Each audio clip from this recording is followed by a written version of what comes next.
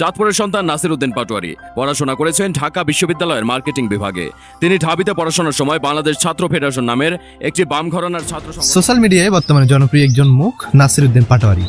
কে নাসির উদ্দিন পাটোয়ারি, কি করছেন, মাসিক কত টাকা ইনকাম করছেন, কত টাকা আর্নিং করছেন এবং তার শিক্ষাগত যোগ্যতা কি এবং বিভিন্ন বাড়ি কোথায় জন্মগ্রহণ করছেন, বিভিন্ন তথ্য জানবো আজকের এই ভিডিওতে। চলুন কথা না বলে সরাসরি ভিডিওর মূল পয়েন্টে অর্থাৎ ভিডিওর যে প্রতিবেদনটা রয়েছে সেটি শুনি। 20 সালের কথা, ভারত বাংলাদেশ সীমান্তে বিএসএফের গুলিতে বাংলাদেশি নাগরিকদের অমানবিক হত্যার প্রতিবাদে রাজু ভাস্কর্যে 1 মাসের বেশি সময় অবস্থান কর্মসূচি পালন করেছিলেন ঢাকা বিশ্ববিদ্যালয়ের এক শিক্ষার্থী।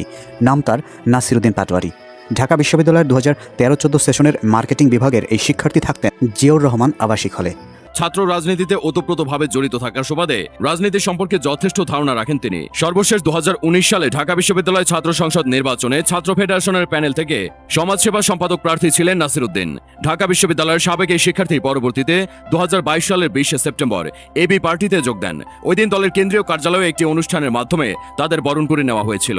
71-এ বাংলাদেশের মুক্তিযুদ্ধে জামায়াতের ভূমিকা নিয়ে ভিন্ন মত পোষণ করে একদল নেতাকর্মী 2019 সালে বেরিয়ে এসে জন আকাঙ্ক্ষার বাংলাদেশ নামে একটি নতুন মঞ্চ গঠন করেন।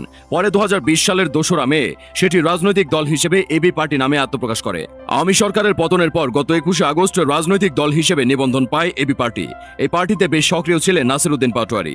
যে রাজনৈতিক দলগুলো কোটা আন্দোলনে ছাত্রদের নানাভাবে সহযোগিতা করেছে তার অন্যতম এবি পার্টির সহকারী তথ্য ও গবেষক সম্পাদক ছিলেন নাসির উদ্দিন পাটোয়ারি। কিছুদিন আগে তিনি এবি পার্টি থেকে পদত্যাগ করেছেন বলে জানা গেছে। অনেকের ধারণা নতুন রাজনৈতিক বন্দোবস্ত নিয়ে কাজ করার জন্যই এবি পার্টি থেকে পদত্যাগ করেছেন তিনি। বৈষম্য বিরোধী ছাত্র আন্দোলনে পেছনে থেকে ছাত্রদের নানাভাবে সহযোগিতা করেছেন নাসির উদ্দিন পাটোয়ারি। ছিলেন বৈষম্য বিরোধী ছাত্র আন্দোলনের লিয়াজো কমিটির সদস্য। মাহফুজ আলম, আক্তার হোসেনের মতোই অনেকটা আড়ালে থেকে লড়াই সংগ্রামে রেখেছেন অবদান।